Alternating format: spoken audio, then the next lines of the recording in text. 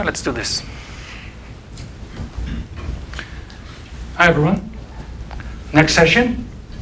I hope today was good for you. This is the last session that we do in the tracks.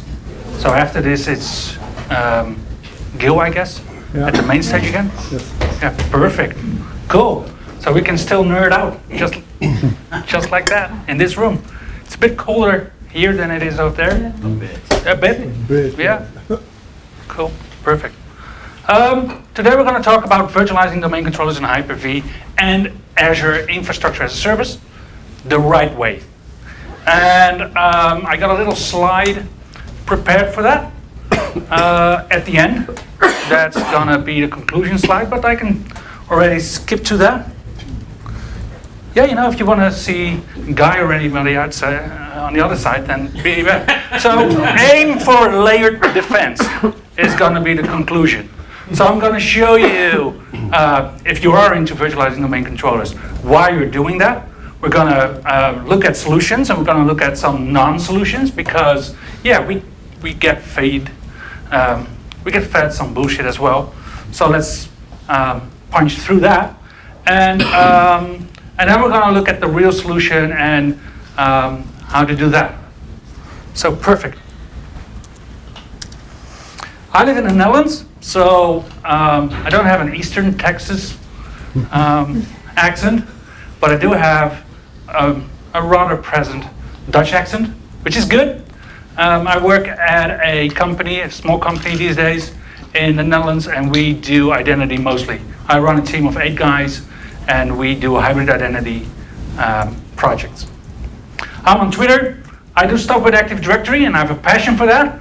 Unfortunately, that's not always a good thing. These days, I'm also decommissioning domain controllers. That hurts. That hurts. Yep. I do stuff with Veeam as well, because I think they have a brilliant backup and restore solution. And I blog at dirtteam.com for the last 11 years. So quite some information there. As I said, we're going to look at the current solution. So why do we virtualize domain controllers? Just a quick show of hands. Who has virtualized production domain controllers? All right, so everybody, perfect. Thought so. I'm going to look at the challenges, and we're going to look at some solutions. So why do we virtualize domain controllers? And because you're already doing that, this is an easy question to answer. So we do it because, I don't know, we don't have the money to do it on physical hardware anymore. Now that's a perfectly good reason if you're working in a company that doesn't make a lot of money. It's also about cost predictability. So yeah, if you have a virtual machine, then in the blink of an eye, you can add memory, you can add processors, you can add all kind of stuff to a virtual machine that is running. Most of the time, you don't even have to reboot it. So it's flexibility that we're gaining. And of course, there's less dependency on hardware if you do it right. Of course, there's still organizations that run Hyper-V or that run vSphere and that have one VM consuming all the resources on the VM host. That's also virtualization, but not the kind that we're talking about today. The other fun part is, I go with customers, and I recently went to a customer, and they had this really nifty Cisco kit. I guess with hyperconverged and all that stuff, but it was blades. And what they did is, during the design process, they didn't really account for a physical domain controller, just one. So in the end, they ended up with, well, actually providing me a blade as a domain controller. So my record at the moment is a domain controller with 256 gigs of memory. Nice. Nice. For 4,000 people. So yeah, I got some Bitcoin. Yeah. So yeah, that's why we virtualize it. But if we do, there's some challenges. So for instance, if we virtualize on Hyper-V or on vSphere, there's challenges with performance. It's not a secret that virtualization takes about 3% of the performance of a disk. If it's context switching that we're seeing with Citrix and RDP hosts, then it's even more, because virtualization solutions aren't really up to the task for that at speed. Then of course there's the integration components, and the integration components are just good fun. If you have a VM and you want to do stuff on it, but you don't want to log on to it, yeah, use the integration components. You know, most backup solutions use it, and it's fun because using the integration components, you can just gain access to a virtual machine and be done with it. Well, of course, that's one of the security issues that we have. Then, of course, in Windows Server versions before Windows Server 2012 running as virtual domain controllers, you would have things like snapshots, breaking domain controllers, stuff like that. Anyone had that? Breaking their domain controllers with snapshots? All right. All right. So you all began virtualizing domain controllers with Windows Server 2012, I guess. We our server guys with death if they ever made a clone of the domain controller. Oh, yeah. That's good fun. Yep. Cloning domain controllers before 2012. Yep. And of course the questions in terms of security is, can you trust your Hyper-V admins? And can you trust storage admins? Because any Fabric admin can actually take your virtual domain controllers and do anything he or she wants to do with it. On Azure Infrastructure-as-a-Service, it's a bit of a different story. So what we're seeing is that there's an issue of connectivity most of the times. And I don't know if you know this, but if you're running stuff in Azure IaaS, but not a domain controllers, and all your stuff in Azure IaaS is domain joined to the domain that is only hosted on-prem, Microsoft only supports that if you use express route connections. So I guess you're going to the other session, right? No. Come back. All right. Deliver the punchline just at the beginning, that's the risk. All right. There's knowledge of the Azure taxonomy and the topology. Of course, every virtual machine, well, no, that's not correct. Every virtual machine that you actually want to do stuff with needs to have a dynamic IP address. Yes, you can change it to something static in the VM, but that'll break every connectivity to the machine itself. So we're having domain controllers in Azure IaaS with dynamic IP addresses. Good fun, good fun. And then of course, there's the old IaaS v1 versus IaaS v2 discussion. And if we were early in Azure IaaS, we would have version 1 domain controllers. They're now called classic virtual machines. Yeah, I know. Active Directory is classic these days. But really, if you still have classic virtual machines, you should migrate them over to version 2 or ARM virtual machines. And under the hood, Azure IaaS uses Hyper-V. It used to be stock Hyper-V for a while, and I think now there's some convergence again, or divergence. And of course, it's the question, if you have Hyper-V and you have a breach, you can actually report on that. If Microsoft has a breach, can we actually report on that? So companies in Europe, for instance, with GDPR, really struggle with that, and with data processing agreements that are custom to their needs.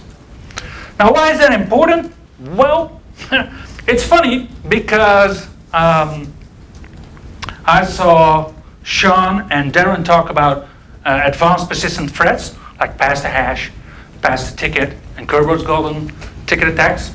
Of course, there's always the rogue or disgruntled Twitter employee, Hyper-V admin, Fabric admin. And of course, in terms of security, let's not beat around the bush. If your domain controllers are compromised, yes, it's an information security issue, but it's a job security issue as well for you. So yeah, this is important. So how easy is it to hack a virtual domain controller? Well, I asked that same question to the principal program manager of Hyper-V at Microsoft, Benjamin Armstrong. And he actually gave me a quote that rhymes, which is good because Christmas is coming. And he says, if you can Ctrl-C, Ctrl-V, so if you can copy and paste, then you can hack VMs running on Hyper-V. Really, so it's that easy. All right. So how do I do that? Well, let's dig a bit into Kerberos. So if you have a machine that is domain joined, then then there's a Kerberos flow during startup or logon where you can get a TGT.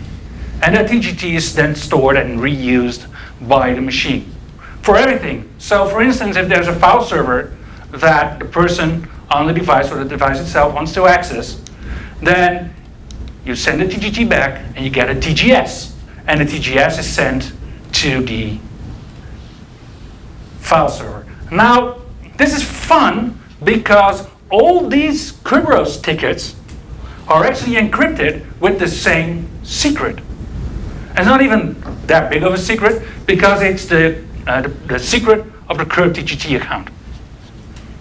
So if I get the secret of the current TGT account, I get access to your entire forest. I just need the password for current TGT. Now, Rolf knows the answer, I guess, because he worked for Microsoft. But it's interesting to know that it took Microsoft quite some years to come up with guidance on actually renewing the secret on your current TGT account. And it was funny because I quite remember it well because I was scheduled for a presentation in Oslo. And Microsoft at that time released the guidance about a week before that. And we're talking 2 years ago. So only 2 years ago, there's public guidance on how to renew the secret of your current TGT account. And actually, you have to do it twice. And the best way to do that, the best practice is to do that with a week in between, because the current TGT secret, if you change it twice, then there's a fallback password that gets invalidated as well, and then all your TGT and TGS tickets get invalidated, and the TGT has a lifespan by default of 7 days. So yeah, that's the guidance, and yeah, we can do that now, luckily.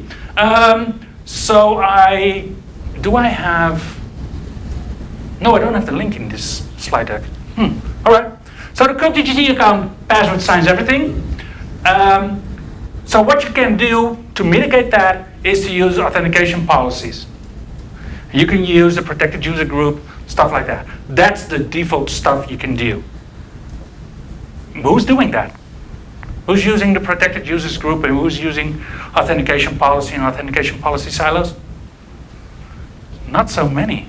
All right. No worries, because I know you kind of people. So don't worry, I got some guidance on that as well.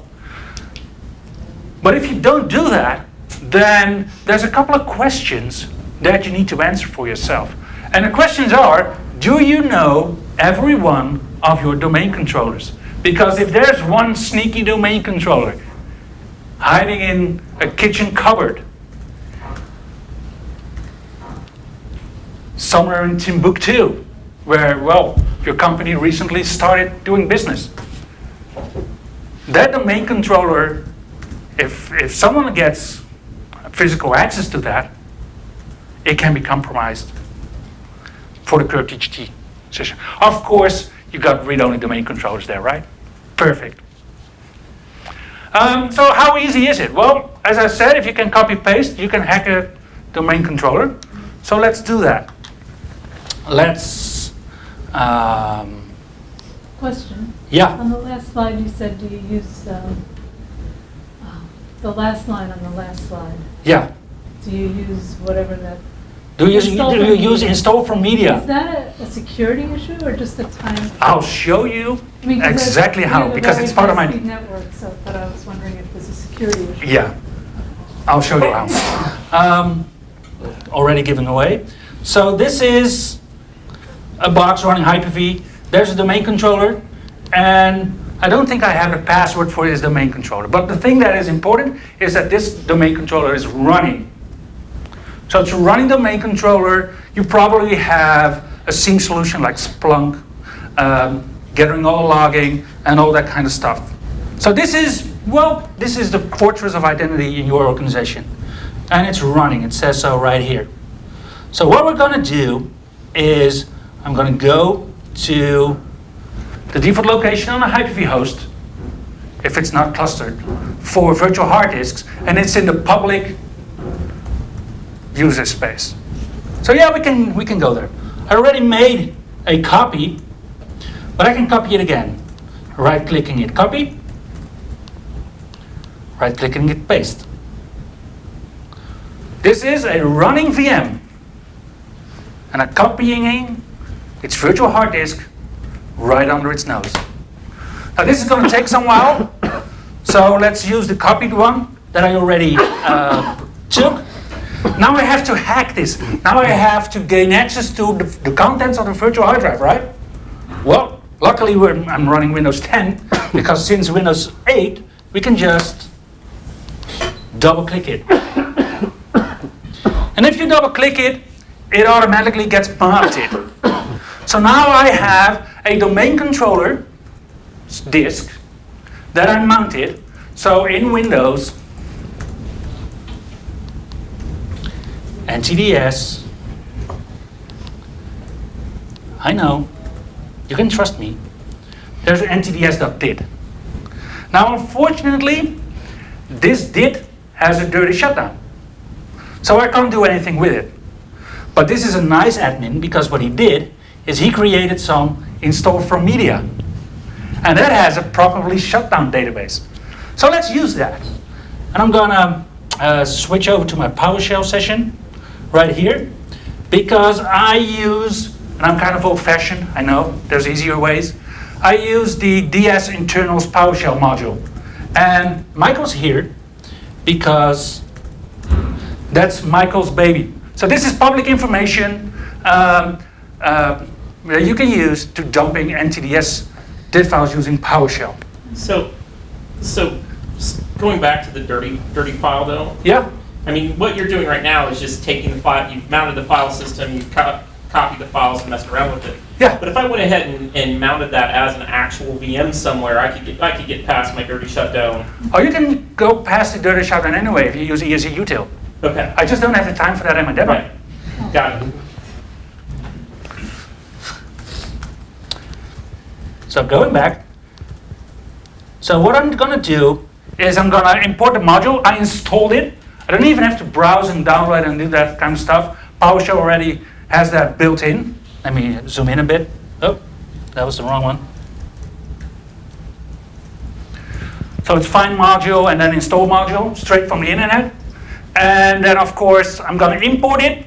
Then I'm going to get the key, which is in the registry. Oh, thank you, IFM. Straight up there. And then I'm going to get the Active Directory account. I'm going to grab them all from the database that is in the exact same IFM folder. Using the key, and then I'm going to ask it to properly format that as a table. So here it is. There's 4 accounts. Administrator, you know him. Guest, default account, current TGT, and the computer account, that is DC1. So yeah, this is fun. But I'm not seeing any stuff. So what I'm doing next is using the same PowerShell module again. I'm going to get the secret for administrator, output it in the John the Ripper format, because yeah, that's what I still use, and then out it to a file that is see my password with ASCII encoding. So let's run that. Here we go. It created it. Now I can use my John the Ripper command line and actually crack it. Now this is going to take some time, and actually I deliberately make it last some time because there's an interesting trend in identity management, and I like it. So we're also politically correct, right? So what's the only place where we can still swear? What's the only place where we actually type stuff and it's censored from view? Passwords, people. The amount of swearing in passwords And I'm doing analysis of the breaches that we see, just like Troy Hunt does. There's more and more swearing coming up in passwords each week. I love it. So let's see. It's run for 50 seconds, it still doesn't have it. That's perfect. We can leave it running. We can revisit that with the second demo. Out of curiosity, if that administrator was a smart card user, would this be worthless? It depends. That's an awesome consulting answer. Yeah, but it depends. There are smart card solutions that actually rely on the NTLM hash. I got that. But it's good. So I got you guys thinking, and there's already a solution right here. So let's look at those solutions. So the first one is to reset the current GGT secret. So there's, it's actually 3 years now. There's a technical gallery PowerShell command that you can use to reset the current GGT secret. This will end all the things that people can do with previously gathered current GGT secrets. And there's no actual recommendation on that, but I think we can all safely assume that once a year is actually a perfect recommendation to reset the current GGT account. Does that mean that the current GGT account has never been reset in an Active Directory environment? Well, no.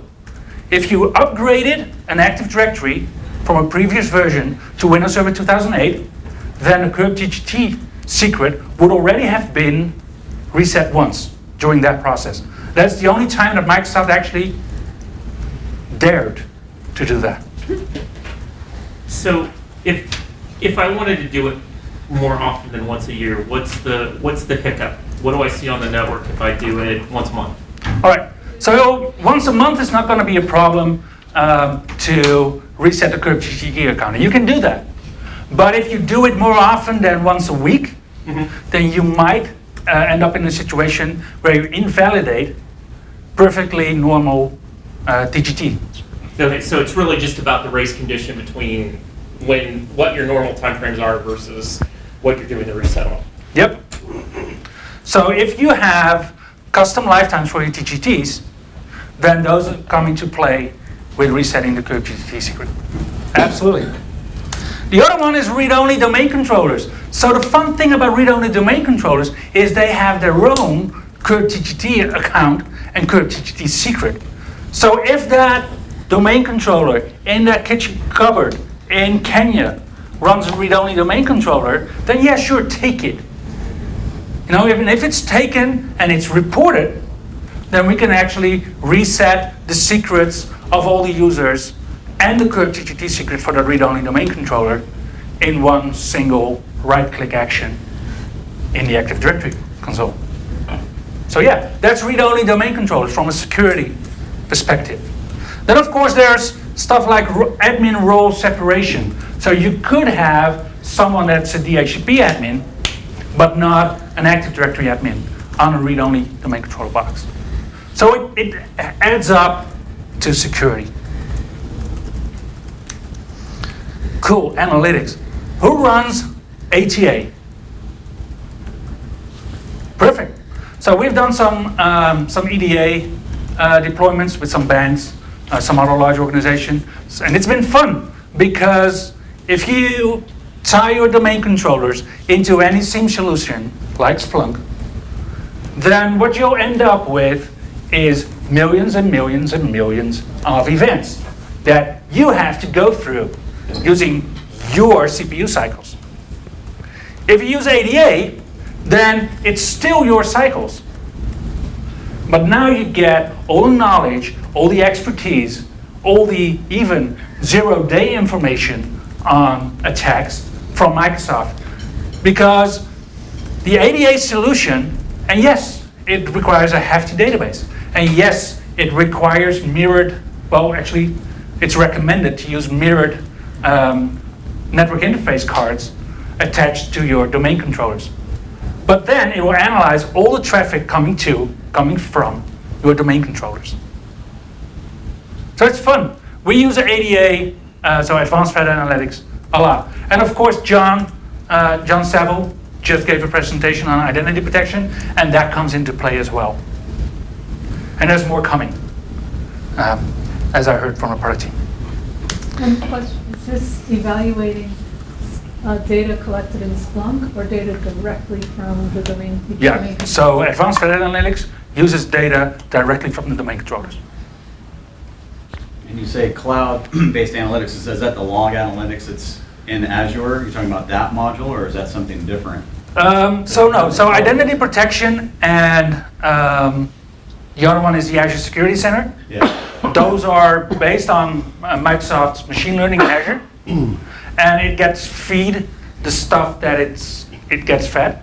And for identity protection, it's about 10 billion authentications per day, I believe.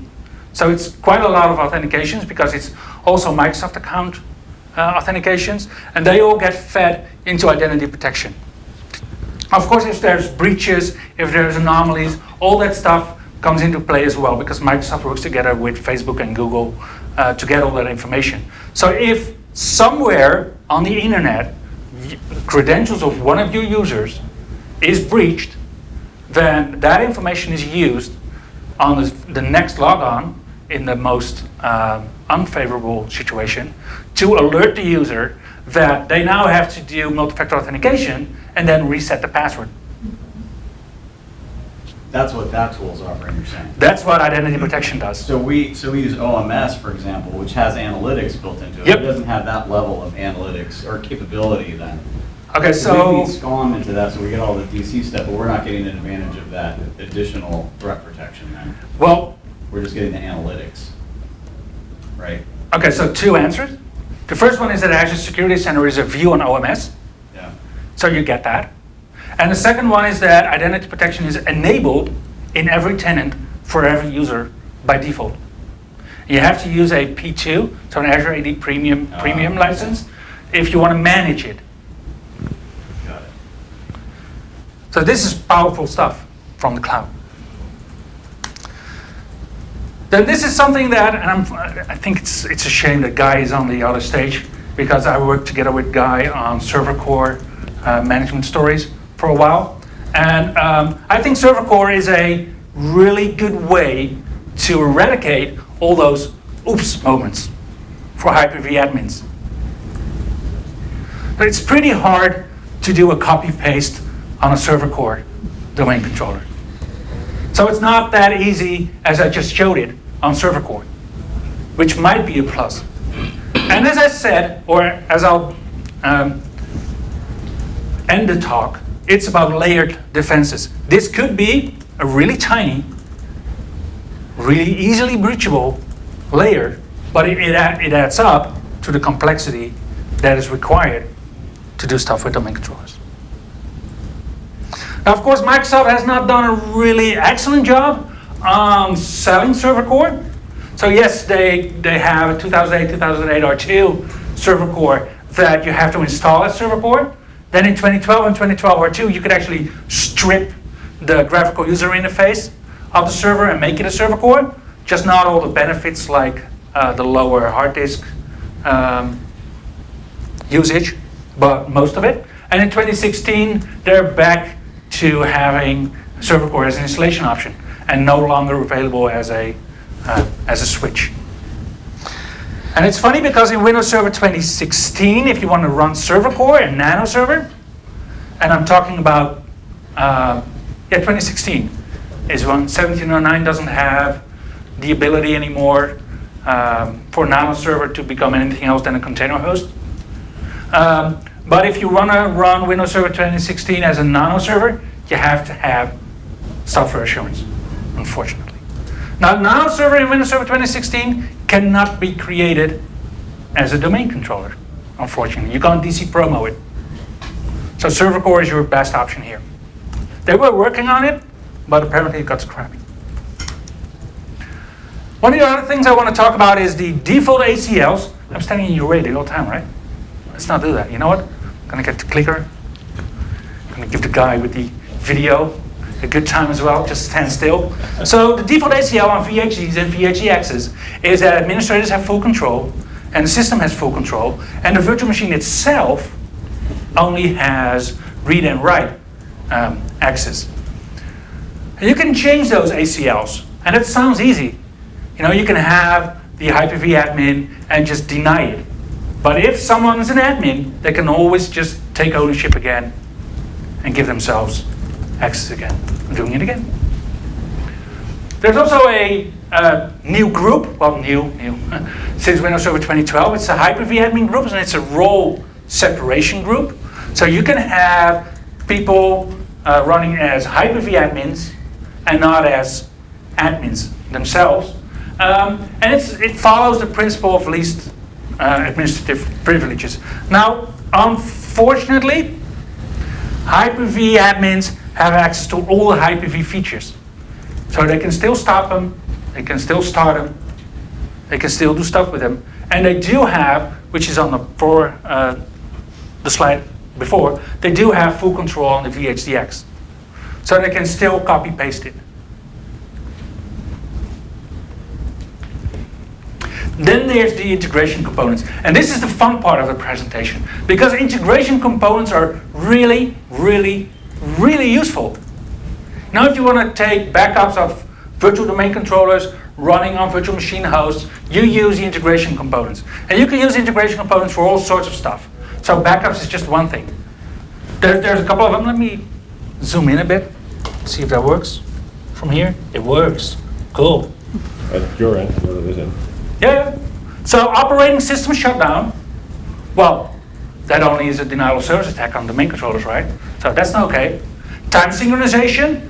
Oh, wait, there was something with time synchronization with virtual domain controllers.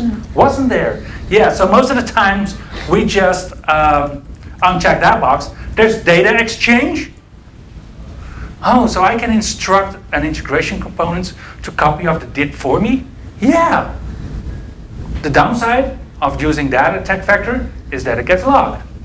So you don't want to do that. Then there's a heartbeat, that's okay. And then there's backup, as I said. So you can have a fully functional virtual domain controllers without any of these integration components. You don't need them. They're handy. And if you disable them, unfortunately, you can't disable all these, but Microsoft under the hood, still has a couple of other integration components that are still there, like VM Connect and all that kind of stuff. The thumbnail picture.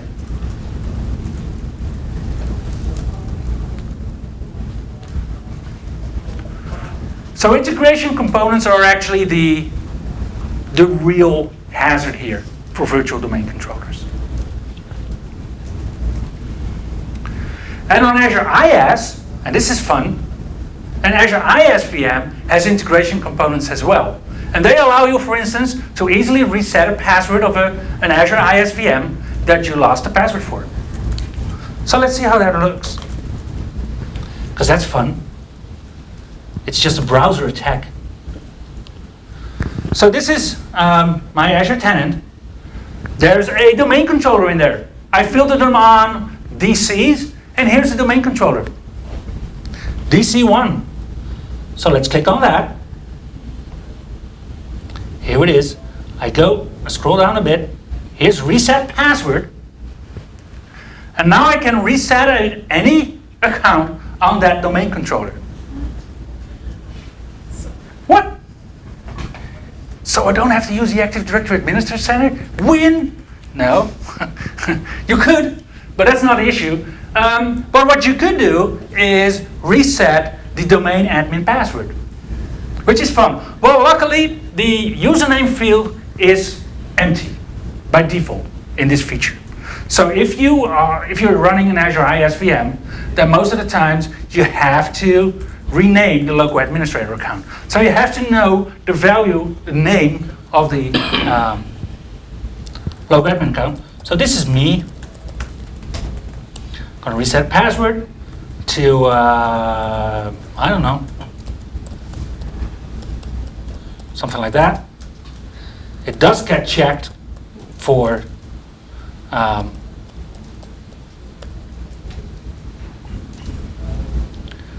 for complexity. And then I click update. And let's see what's going on. It started my password reset. Now it's resetting the password. Yes, this is not very stealthy in an environment anyway. But it's resetting the password. This takes about 20 seconds. It's resetting the password that belongs to a domain admin. And then it will say, successfully resetted password. If you have a hybrid identity environment with domain controllers running in Azure IaaS and on-prem, of course, the new value for the domain admin password is replicated back down to on-prem. Wow. Where is this from? This is running inside the context of the local system account because it's an integration component. Work? Almost. I just did it this morning, so it should work. I don't have any limitations on the amount of reset or... Yep, here it is. Successfully reset password. Just like that. Can you disable? Good question. Can you disable this? Well, currently you can't. Conversation's over. Currently you can't disable this. No, because it's an integration component. Can you run Azure IaaS VMs without integration components? Yes, but your mileage will vary. Because there's all kinds of stuff that Microsoft uses the integration components for to optimize your VM. So for instance, this was fun. If we look at the overview, there's all kinds of CPU and all kinds of graphs and all kinds of stuff that runs using the integration components. It will actually recycle it if you disable it. Yeah, Recycle what?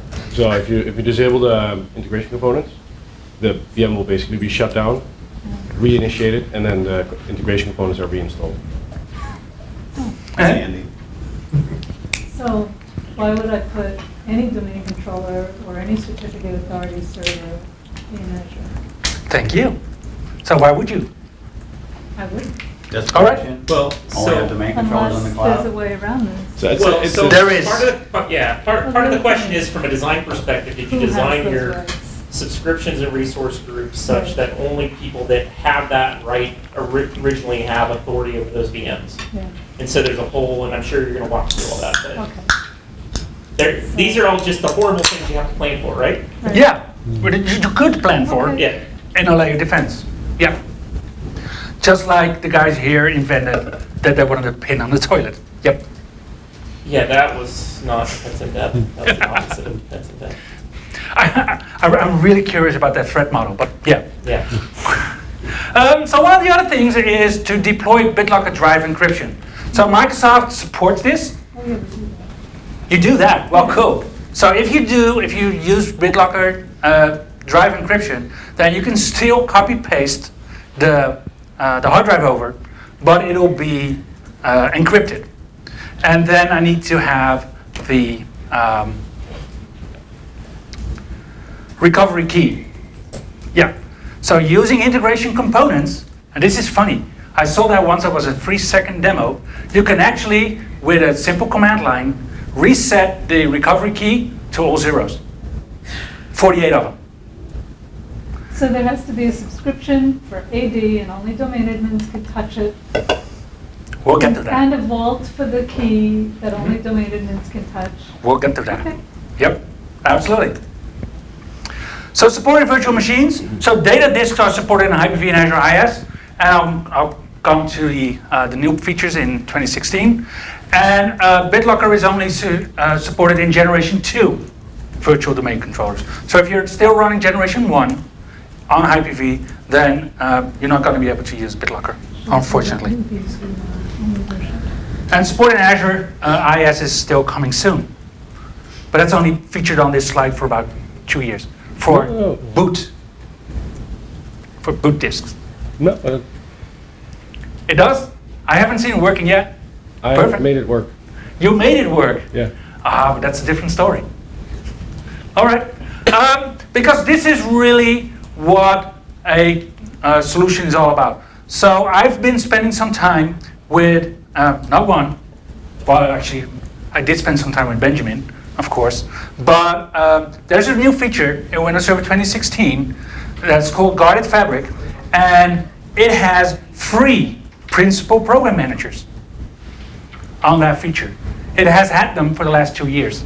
So what you're seeing is that the Hyper-V team, the file services team, and the identity team had to work together to make sensitive virtual machines, like domain controllers, but also SQL servers, actually safe. And they use that with Guarded Fabric. So it's a separation between the workload and the fabric.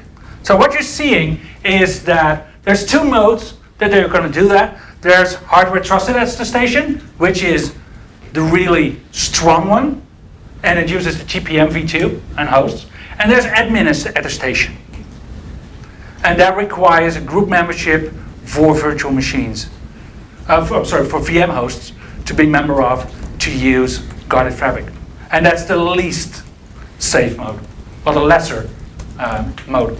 And the Shielded VM is funny because, yes, it leverages Hyper-V features like a virtual TPM.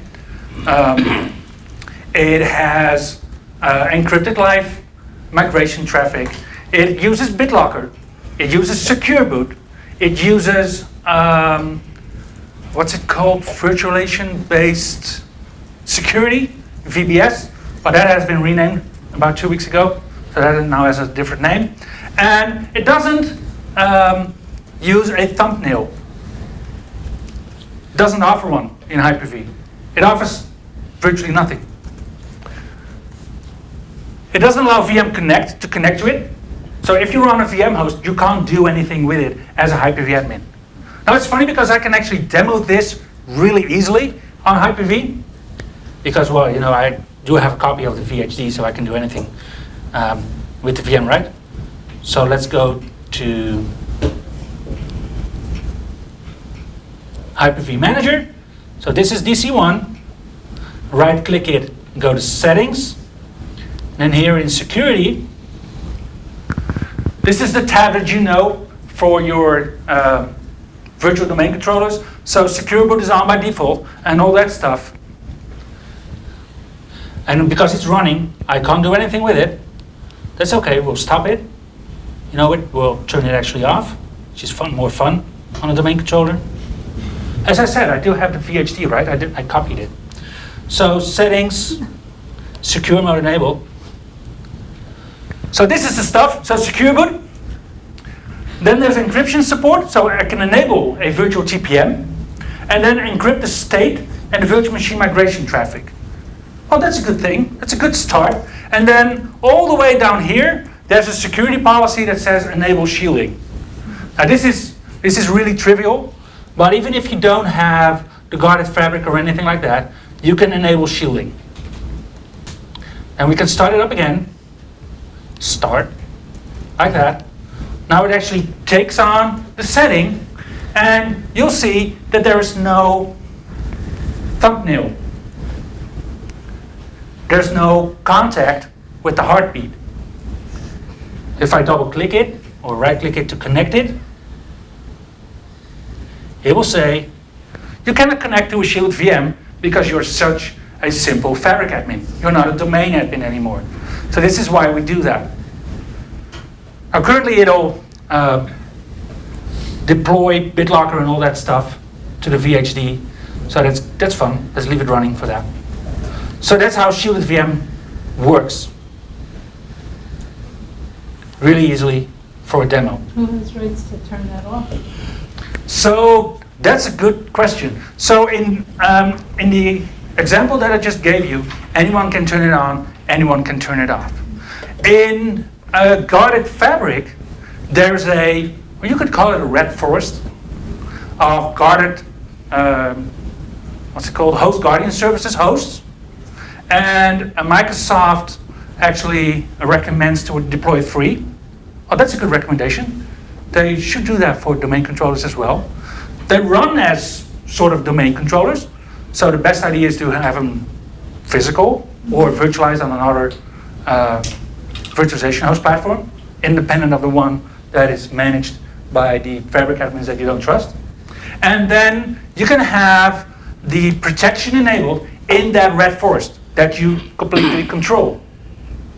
And then the admins on the fabric that you have under the command of the host guardian services, they can't turn it off anymore. So it's on, they don't have access, it's done. It's almost safe. Because of course, a domain controller still interchanges network traffic to the rest of the network. There's still some secrets to be had. And the way it works, and I think it's funny because it's kind of an inception. So it's virtualization wrapped in virtualization. It's VBS with a VTPM on top of Hyper-V. And it's identity in identity. So a VM host that is under the control of a host guardian service that acts in the host attestation mode actually has to fulfill a CI policy. So there's some health attestation going on. And if there's software running on the host that is under control that is not allowed by the host guardian service, then that host falls out of the scope of the host guardian service and will not be allowed to run the shielded VMs anymore. All right. Well, one thing I've learned in the last 5 years is that there's technology, which is good fun, but every good technology can be thwarted by lousy processes. So if you don't do monitoring, and I think Sean already told that you have to monitor the heck out of your Active Directory to actually be useful. Well, there's all sorts of monitoring. Of course, there's key management, there's change management as well. There's auditing. If you make changes to Active Directory, it's wise to communicate them to end users.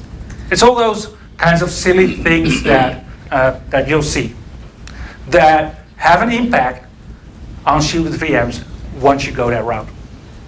So yeah, that has some impact. So what are other people doing? So you all raised your hands when I asked if you were virtualizing domain controllers. So yes, there are still organizations that don't virtualize domain controllers. And probably never will. Good on them. I've been talking to a lot of people after I gave the session. I do some sessions on shielded VMs as well because I like the feature. And there's typically a couple of routes that people use. So the first route, and let's paraphrase Theodore Roosevelt on that, is I'm not going to do anything. Because doing nothing is always an option. You know? Okay, so my domain controllers are vulnerable. Yeah, so what? So is the rest of my network. I have backups. I have them off premises. If anything bad happens, then I'll restore those. Yeah, except that I don't know a lot of customers that actually have a backup of their, IaaS virtual machines outside of Azure IaaS. How do you back up those off premises? How do you make sure that none of the actually compromised hosts is actually replicating anything anywhere? Then of course we're seeing customers migrate from vSphere to Hyper-V because of this. Yes, vSphere has encryption these days, but it's not shielded VMs.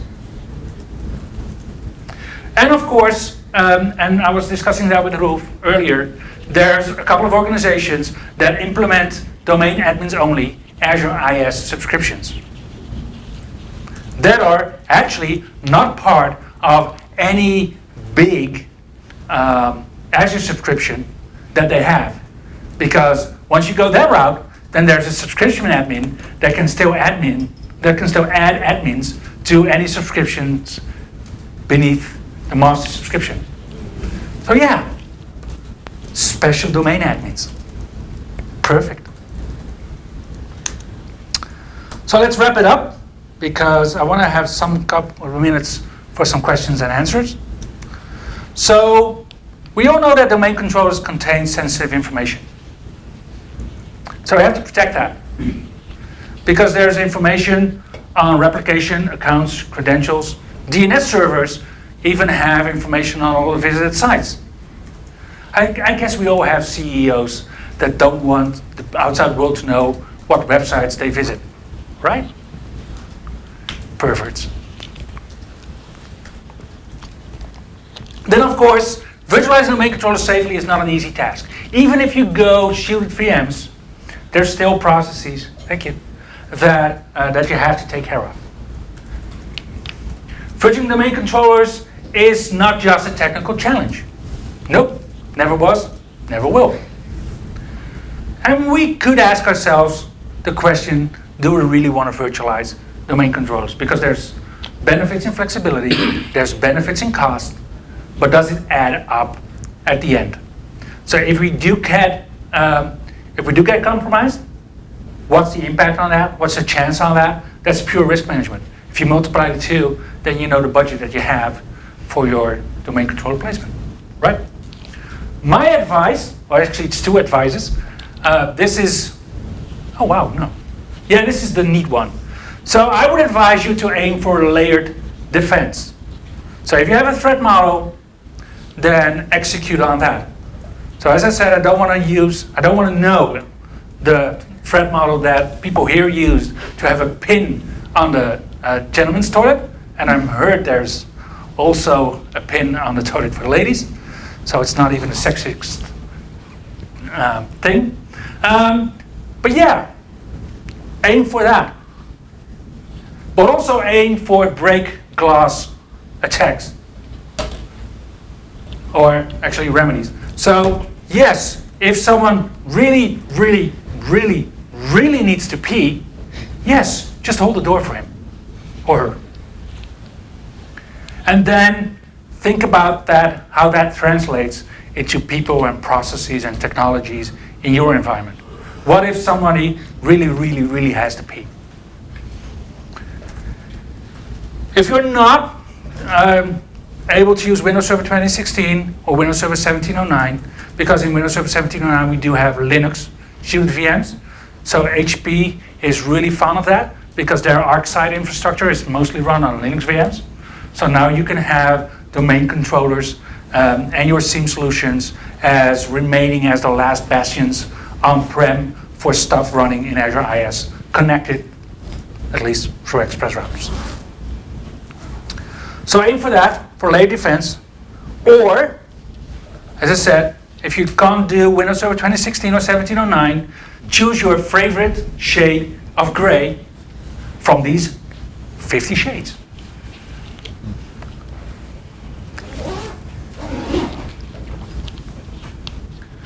Let me ask you guys just one simple question, because I didn't want this session to be a session that would just frighten you. I didn't want to be this session about, oh, look at all the cool stuff, all the cool ways we can hack domain controllers. Let's actually look at the solutions. Let's actually dive into the way they help raise the security bar for your organizations. Did this session help you do that? I hear a yes. Anyone else that says, well, this was all open doors and... I was hoping to see more on the post-guarding fabric, how that works. All right. What that looks like. I mean, of all the other things on here, most of this was not necessarily new information, but that piece of it is kind of a black box. You know, all right. We talk about it a lot, but like, what does that really take? Yep. I could have imported some slides from the Shielded VM session that I mostly do, but it is about shielding your virtual domain controllers from fabric admins and how that works and the way you can implement that and migrate to that. If you have time, I can just download the slides to this device and we can go through them if you want to. Sure. Perfect. Cool. Henrik, all open doors? Yep. Rolf, all open doors? Perfect. I didn't miss any? Cool. In that case, thank you. What's your password? Oh, let's see. Perhaps John has already found it. 35 minutes. No, still searching. Ah. And I really forgot it. I really don't know what the password was. Well, now you can just change it apparently. If it's on I could, yep. But this is just a really old-fashioned way of doing it. Right.